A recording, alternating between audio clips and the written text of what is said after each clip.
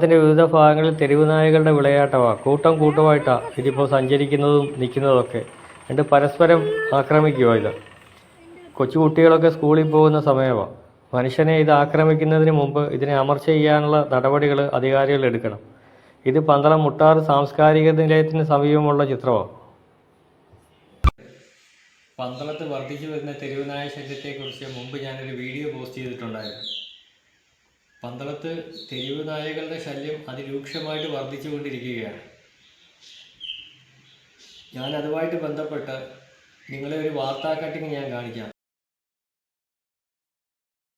ഇന്നലെ പന്തളത്തിൻ്റെ വിവിധ പ്രദേശങ്ങളിൽ തെരുവ് നായയുടെ ആക്രമണം ഏറ്റിട്ടുള്ള അതുമായിട്ട് ബന്ധപ്പെട്ട ഒരു വാർത്ത നിങ്ങളുടെ മുമ്പാകെ ഞാൻ കാണിക്കാം.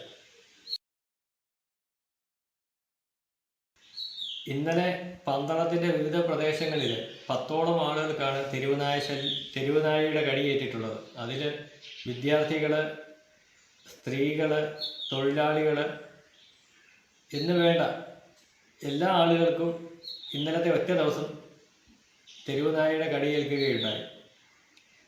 ഞാൻ മുമ്പ് എൻ്റെ വീഡിയോയിൽ കൃത്യമായിട്ട് പറഞ്ഞിരുന്നു, വിദ്യാർത്ഥികൾ സ്കൂളിൽ പോകുന്ന സമയമാണ്. തെരുവുനായ അതിരൂക്ഷമായ രീതിയിൽ അത് ഓരോ പ്രദേശത്തും കൂട്ടം കൂട്ടമായിട്ട് നിൽക്കുന്നു. അത് പരസ്പരം ആക്രമിക്കുന്നു.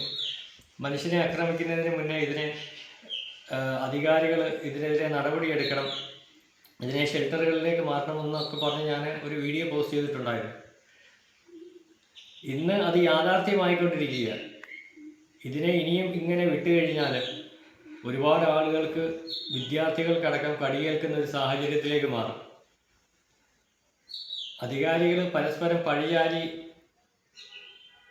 സമയം കളയുന്നതിന് പകരം ഈ തെരുവുനായ ശല്യത്തിന് കൃത്യമായിട്ടുള്ളൊരു പരിഹാരം കാണാൻ വേണ്ടി ശ്രമിക്കുക.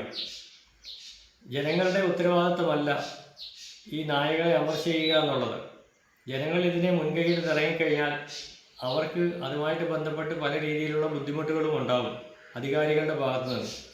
ബഹുമാനപ്പെട്ട സുപ്രീം കോടതി തന്നെ ഇപ്പോൾ കുറച്ച് നാളുകൾക്ക് മുമ്പ് ഒരു ഓർഡർ പുറപ്പെടുവിച്ചിട്ടുണ്ട്. അക്രമകാരികളായിട്ടുള്ള തെരുവ് നായകളെ പിടിച്ച് ഷെൽട്ടറുകളിലേക്ക് മാറ്റണമെന്ന്. അതുകൊണ്ട് ബഹുമാനപ്പെട്ട തദ്ദേശ സ്ഥാപന അധികാരികളോട് പറയാനുള്ളത്, നിങ്ങൾ ഈ തെരുവുനായ ശല്യത്തിന് അടിയന്തിരമായി പരിഹാരം കാണണം.